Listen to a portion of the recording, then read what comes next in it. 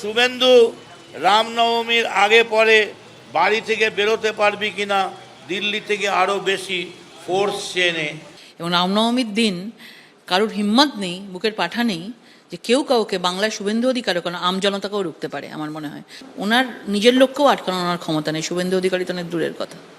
রবিবার রামনবমী, তার আগে রাজনৈতিক বাকযুদ্ধ চরমে। রামনবমী নিয়ে তৃণমূল বিজেপির মধ্যে যেন হুঁশিয়ারি পাল্টা হুঁশিয়ারির কম্পিটিশন চলছে। রাম ভক্তদের লড়াইয়ে কাঁপছে রাজনীতির আঙিনা। সনাতনীদের উপরে আঘাত এসে পড়ছে।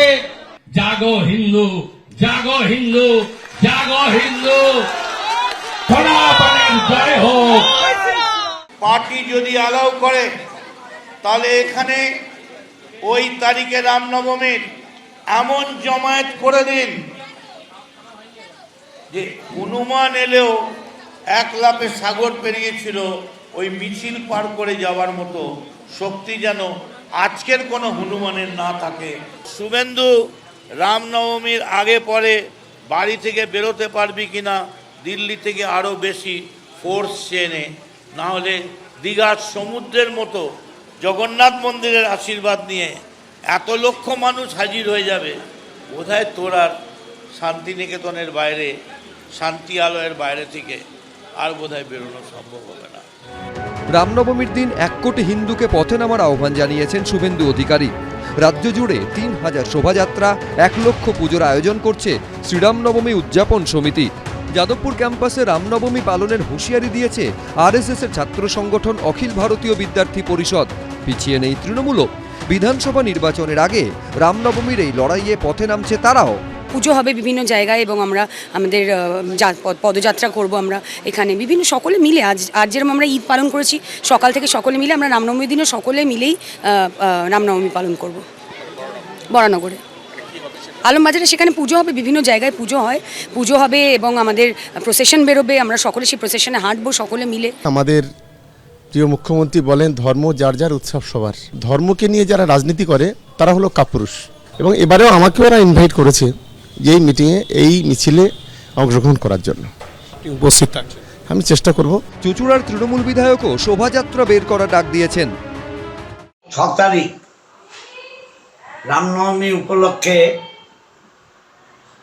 আমরা চুঁচুড়ার 3 নম্বর ওয়ার্ড তিকোন পার্ক থেকে ঘড়ির মোড় পর্যন্ত আমরা বর্ণাঢ্য মিছিল করব, যেখানে রাম এবং সীতার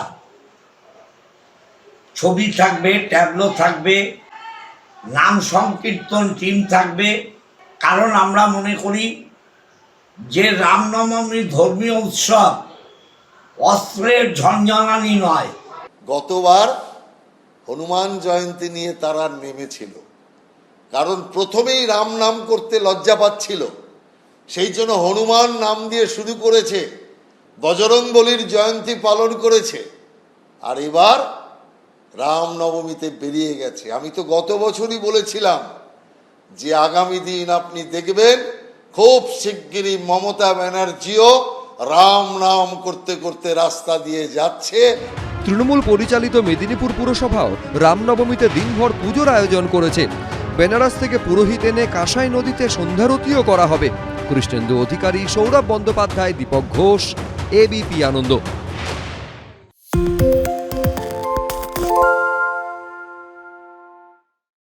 সত্য অন্তহীন, সত্যের খোঁজও তাই, সত্য সন্ধানে তাই আমরা অক্লান্ত, অকুতভয়। এবিপি আনন্দ নতুন ভাবনার প্রতীক, যা মনে মুক্ত, তথ্যে যুক্ত এবং যাবতীয় সীমানার বাঁধন থেকে মুক্ত।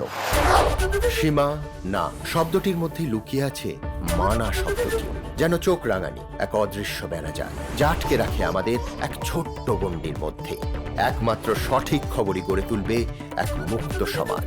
সেই জগৎ গড়ার লক্ষ্যে কোনো সীমানার ঠুকুটি আমরা মানব না। এবিপি আনন্দ এগিয়ে থাকে, এগিয়ে রাখে।